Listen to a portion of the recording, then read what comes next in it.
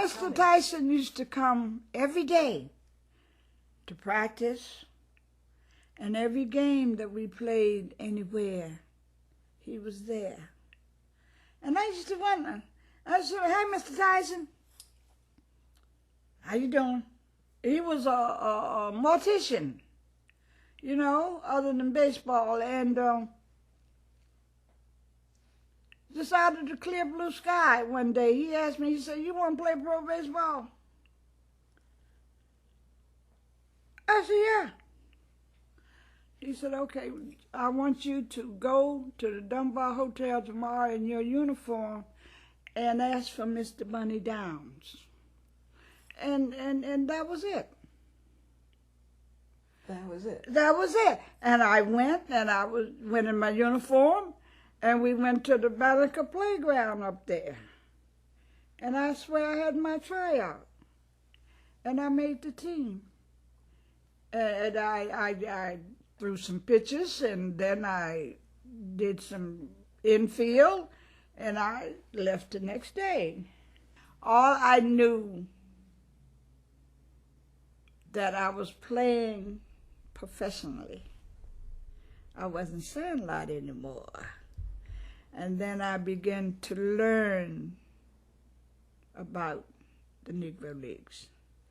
And I began to read about the Negro Leagues and learn where they came from, what they were doing, and what they were about. But at first, when I went to Banneker, I didn't know anything about the Negro Leagues, or what the Negro Leagues were about. All I knew, I was going to play professional baseball. I wasn't playing Sandlot anymore. And today, when you're talking to young kids, and they say, well, what were the Negro Leagues? How do you explain it? Well, I explain what I have read, that it was a thing, where is it? It became the Negro Leagues because they couldn't play together. That's where the Negro League thing come in. Is that, hey, I got to form my own thing in order to do what I want to do, because you are not going to let me do it.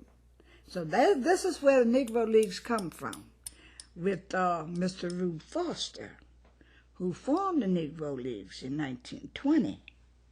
And this is how it began. And then they began to get teams to play each other, and this is what they did, because you couldn't play here.